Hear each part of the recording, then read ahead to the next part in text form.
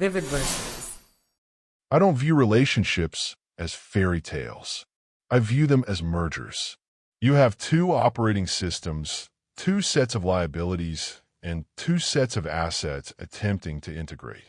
Usually, you tolerate a certain amount of friction during the integration phase. You overlook the small inefficiencies, the way she manages her time, the way she needs validation from strangers, the way her family creates artificial crises. You write it off as the cost of doing business. But every system has a breaking point, a moment where the overhead exceeds the potential return on investment. For me, that moment didn't happen during a screaming match. It happened over a plate of ribeye in a dining room that smelled like old money and desperation. To understand the exit, you have to understand the lead-up. This wasn't a spontaneous event. This was a structural failure that had been showing hairline fractures for months. Vanessa comes from a world where appearance is the only currency that matters. I come from logistics. I work in supply chain crisis management. My entire career is built on the premise that reality doesn't care about your feelings or your reputation.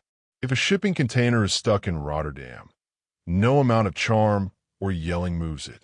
Only leverage and logic move it. We were heading up to Greenwich for dinner with her father, Arthur. It was a Thursday. I hate Thursday dinners. It interrupts the rhythm of the work week, but Vanessa insisted. She said Arthur was feeling low and needed family around. I ran the translation on that.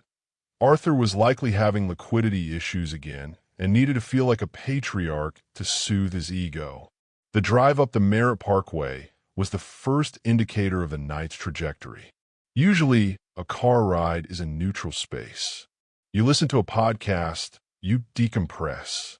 But the air in the sedan was pressurized. Vanessa spent the entire hour checking her reflection in the visor mirror, reapplying lipstick that didn't need reapplying, and coaching me on a script I had no intention of following. He's going to ask about the market, she said, staring at her own teeth in the glass. Just agree with him. Even if he's wrong, just nod. It makes him feel better. I'm not going to lie to him, Vanessa, I said, keeping my eyes on the road. If he asks for my opinion, I'll give it. If he wants a yes man, he can hire one. It's not lying, Gabriel. It's diplomacy. You're always so rigid. She didn't look at me when she said it. She was looking at the version of herself she was preparing to present to her father. That was the dynamic. When we were alone in the city, Vanessa was relaxed, rational, even funny. But the closer we got to that house in Greenwich, the more she reverted to a terrified subordinate trying to appease a volatile CEO. She wasn't my partner in those moments. She was his employee. We pulled into the driveway at 6:58 p.m. I parked my car next to Arthur's Range Rover. I noted the tires on his SUV were bald. Not worn bald. That's a specific kind of negligence. It means he has the cash flow to lease the car for the badge, but not the liquidity to maintain the safety features. It was a perfect summary of Arthur's entire existence. High leverage, zero maintenance. The house is a sprawling colonial that looks impressive from the street, but when you get close, you see the rot. The paint on the window frames was peeling. The landscaping was overgrown at the edges where the neighbors couldn't see. It was a house designed to impress people driving by at 30 miles an hour, not to withstand inspection. Arthur met us in the foyer. He's a large man who takes up space aggressively. He wears bespoke suits that fit him 5 years and 40 pounds ago. His face was flushed, the capillaries around his nose broken. The roadmap of a man who drinks his stress. Gabriel, he said. He didn't offer a hand initially. He waited for me to extend mine. It's a power move. I extended my hand. He grabbed it and squeezed. I've negotiated with union bosses in New Jersey and Port Authority officials in Shanghai. I know how the handshake game works. The goal is to crush the knuckles to establish physical dominance. It's primitive. I didn't squeeze back. I just stiffened my hand into a rigid frame, making it impossible to crush without him straining, and held his gaze. "Arthur," I said. "Still moving boxes?" he asked, releasing my hand and clapping me on the shoulder hard enough to be disrespectful. "Ensuring global infrastructure stability," I corrected flatly. "But yes, boxes. Right, boxes." He turned to Vanessa, his demeanor shifting instantly from dismissal to smothering affection. "There's my princess." He kissed her on the cheek. Vanessa melted. Her posture slumped, her voice pitched up an octave. She became a little girl. "Hi, Daddy. The house looks great." It didn't. The foyer smelled of dust and lemon pledge, the scent of a cleaning crew that had come in too late to fix the underlying issues. But Vanessa was playing the game. She was validating his delusion. We moved to the study for drinks. This was the ritual. Arthur poured Macallan 25 like it was water. He poured himself 4 fingers, me too. He creates the scarcity. He controls the supply. It's basic psychological warfare. I accepted the glass, but didn't drink immediately. I watched him. For 45 minutes, I sat in a leather wingback chair that had a split in the seam, listening to Arthur lecture the room on the state of the economy. His analysis was 20 years out of date. He talked about handshake deals and character, while I knew for a fact he was dodging calls from 3 different contractors he hadn't paid for work on his summer rental. "The problem with your generation, Gabriel," he said, gesturing with a lit cigar he hadn't offered to share, "is that you don't understand risk. You want everything on a spreadsheet. You want guarantees. Real wealth is made in the gut. Real wealth is made by managing downside exposure," I said. "Gut feelings are just unverified data points." Arthur laughed. It was a wet, dismissive sound, spoken like a middle manager. I looked at Vanessa. She was sitting on the ottoman near his chair, nursing a glass of white wine. She heard the insult. She knew my title. She knew my equity stake in the firm. She knew I had cleared more net profit last quarter than Arthur had in the last 2 years. But she didn't correct him. She just smiled and swirled her wine. "Dad's just old school, Gabriel," she said softly. "He likes the romance of business." "Romance doesn't pay the creditors," I said. The room went quiet for a beat. Arthur's eyes narrowed. I had broken the script. I wasn't supposed to mention creditors. "Time for dinner," Arthur announced loudly, standing up and ignoring my comment. I had the chef prepare ribeyes. Real meat. None of that plant-based garbage you probably eat in the city. We moved to the dining room. The lighting was dim, presumably to hide the water stains on the ceiling. The table was set with Royal Copenhagen china, silver cutlery, and crystal stemware. It was a museum exhibit of a life he could no longer afford. We sat. Arthur took the head of the table. Vanessa sat to his right. I sat to his left. The geometry was intentional. They were the unit. I was the guest. The steak was served by a woman who looked tired. She wasn't a professional server. She was likely the housekeeper pulling double duty. Her uniform was ill-fitting. Arthur didn't thank her. He didn't even look at her. He just picked up his knife and fork and began sawing at the meat. "So," Arthur said, chewing with his mouth open, "Vanessa tells me you're thinking about looking for a place in the city together." "We're discussing the logistics," I said. "The commute from her current place is inefficient, and my lease is up in September. It makes financial sense to consolidate overhead." "Consolidate overhead," Arthur mocked, mimicking my tone. "You make it sound like a corporate merger. Where's the passion, son? Where's the fire?" "Passion is unstable," I said, cutting my steak. "I prefer stability." "The city is expensive, Gabriel," Arthur said, pointing his fork at me. "Real estate in Manhattan isn't for the faint of heart. You need real capital, not just a salary. I'm aware of the market rates, Arthur. My budget is vetted. We're looking in Tribeca." He paused. Tribeca triggered him. He couldn't afford Tribeca in the 80s, and he certainly couldn't afford it now. "I'm just saying, Gabriel, Arthur said, his voice booming unnecessarily loud, emboldened by the alcohol hitting his bloodstream. It's a cute little job you have. Logistics, shipping, whatever. But when the novelty wears off, who's going to pay for the lifestyle Vanessa is used to? Certainly not you. The air left the room. This was the pivot point. In any negotiation, there's a moment where the other party reveals their true position. Arthur wasn't just being rude. He was challenging my competency as a man. He was stating explicitly that he believed I was inadequate and that his daughter was a luxury good I couldn't afford to maintain. I stopped eating. I didn't look at Arthur immediately. I looked at Vanessa. This was the audit. I needed to see her reaction. If she was my partner, this was the moment she stepped in. This was the moment she said, "Dad, stop it," or "Gabriel does incredible work. Show some respect." Vanessa covered her mouth. She giggled. It wasn't a nervous cough. It was a genuine, amused giggle. She nudged my arm under the table playfully. "He's just teasing, babe. Don't be so serious." That was the data point that killed the relationship. It wasn't Arthur's insult. I deal with men like Arthur every day, men who think volume equals authority. I don't care about their opinions because I know their balance sheets.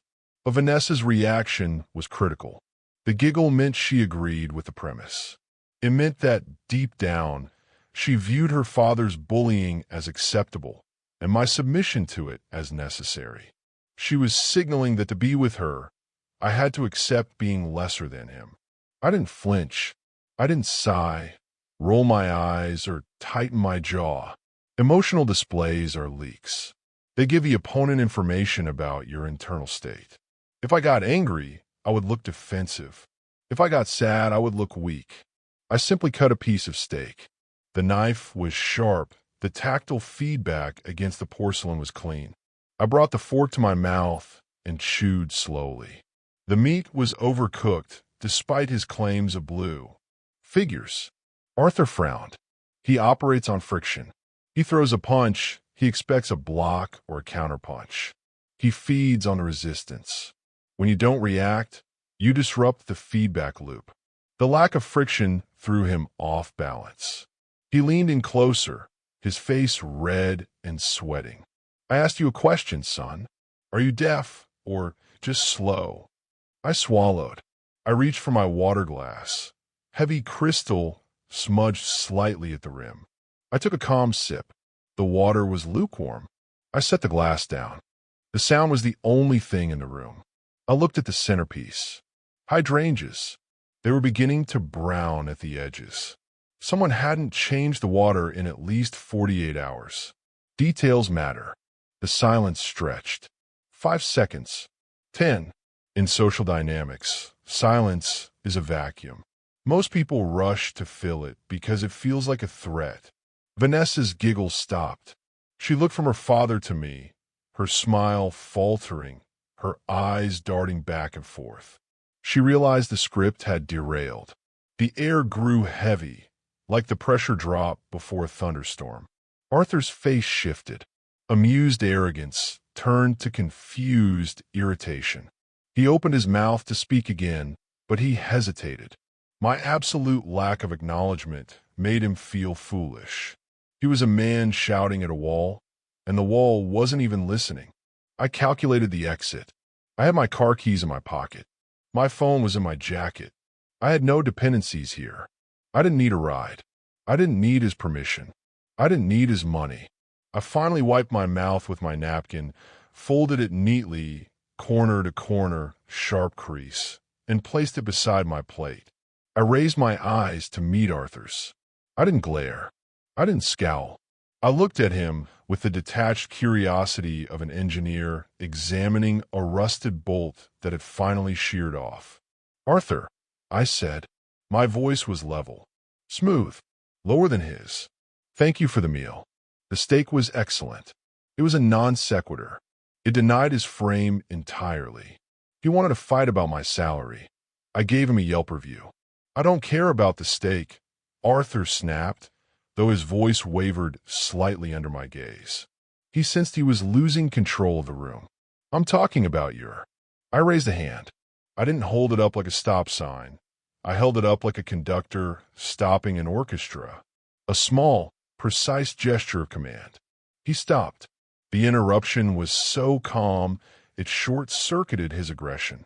Let's be clear about what is happening here, I said. I spoke slowly. When you speak fast, you sound defensive. When you speak slowly, you sound inevitable. You are attempting to bait me into an argument to soothe your own ego, I continued, keeping my eyes locked on his. Likely to see if I will dance for your approval. But the reality is, I don't require your approval to exist, nor to succeed. Arthur blinked. He looked like he'd been slapped with a wet towel. He wasn't used to people analyzing his behavior to his face. He was used to people reacting to it. Your insults aren't intimidating, Arthur, I said. They are simply poor manners. And I don't negotiate with bad manners. There is a specific power in treating aggression as a breach of etiquette rather than a threat. If I had shouted back, I would have validated him as a rival. By calling it poor manners, I reduced him to a child acting out at the dinner table. I stripped his rank. Arthur sputtered, looking for a comeback, looking for a way to reassert dominance. Now listen here, you little... But the moment was gone. The power dynamic had inverted. I'd already pushed my chair back. I stood up. I buttoned my jacket. Top button only. The movement was deliberate. I turned my gaze to Vanessa. She looked up at me, eyes wide. She sensed the shift. The atmosphere wasn't awkward anymore. It was terminal. Gabriel, she said, her voice shaking.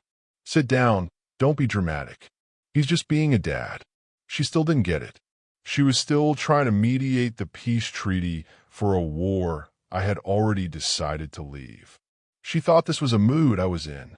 She didn't realize it was a verdict. I looked at her and I felt nothing. That's the honest truth. No heartbreak. No stinging tears. Just the cold clarity of seeing a bad investment for what it was. I saw the future. 10 years of these dinners. 10 years of her giggling while he berated me. 10 years of her prioritizing his fragile ego over our partnership. That is the problem, Vanessa, I said, my voice distinct in the silent room. You watched him disrespect me repeatedly, and you laughed. You found his cruelty entertaining. I was just trying to keep the mood light, she stammered, standing up to reach for me.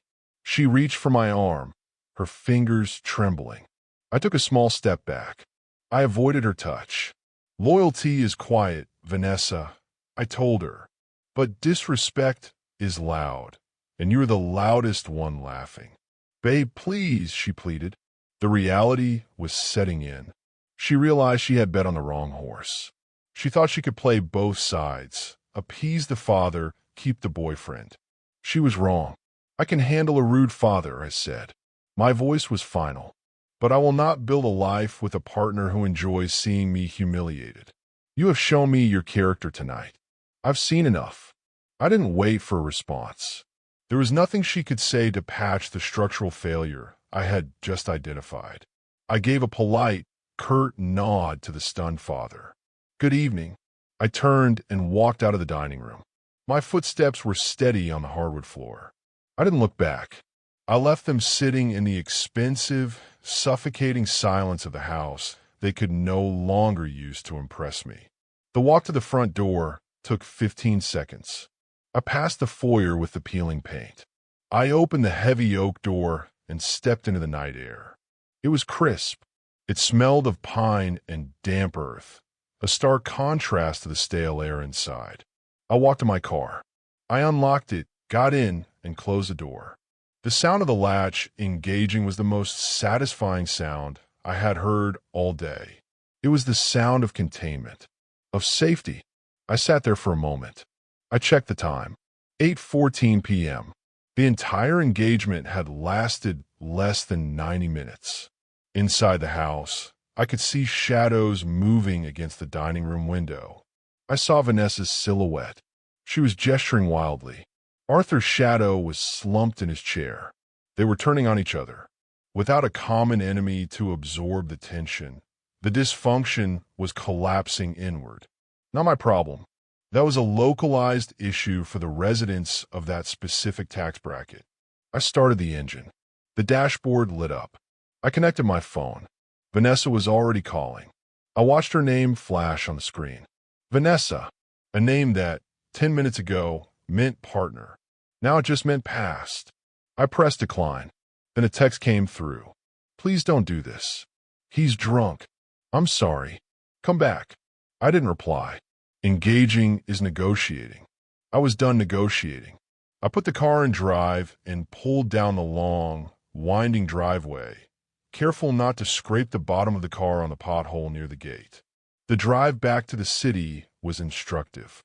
People talk about the shock of a breakup, but when you operate based on logic, there is no shock.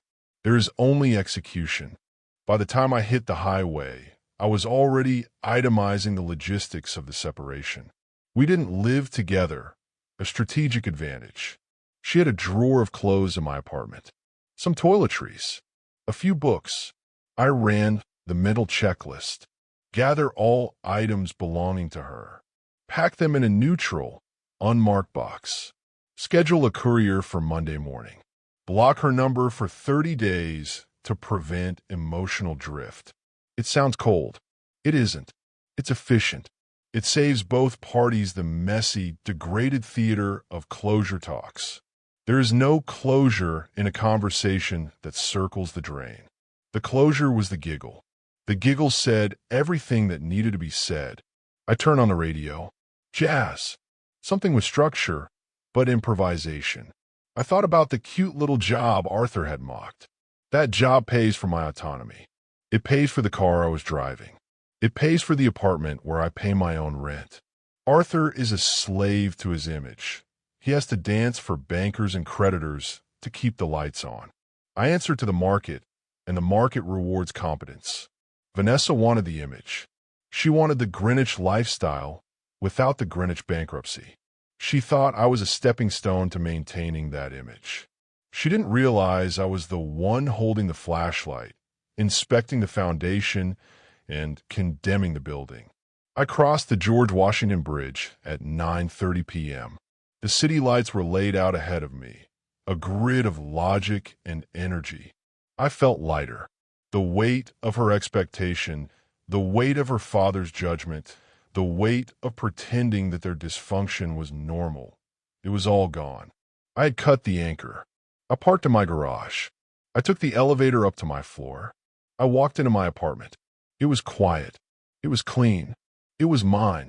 I took off my jacket and hung it up. I went to the kitchen and poured myself a glass of water. Cold. Clean. I stood by the window, looking out at the skyline. My phone buzzed again. Another text from her. A long paragraph this time. I didn't read it. I deleted the thread. I slept better that night than I had in 2 years. The next morning, I executed the plan. I boxed her things. I called the courier. By noon, the physical traces of Vanessa were gone from my space. 2 months later, I heard through a mutual acquaintance that Arthur's firm had filed for Chapter 11 bankruptcy. Apparently, the liquidity crisis was real. They lost the house in Greenwich. Vanessa was staying with friends in the city, looking for a job. I didn't feel happy about it. I didn't feel vindicated. I just felt confirmed. My risk assessment was accurate. The system was unstable. I had exited before the collapse. That's the thing about logistics. You don't have to be the loudest guy in the room. You don't have to be the toughest. You just have to be the one who knows when the bridge is about to give way and have the discipline to not be on it when it does. I sipped my coffee, checked the shipping reports from Tokyo, and went to work. The world keeps moving. So do I. Thanks for listening.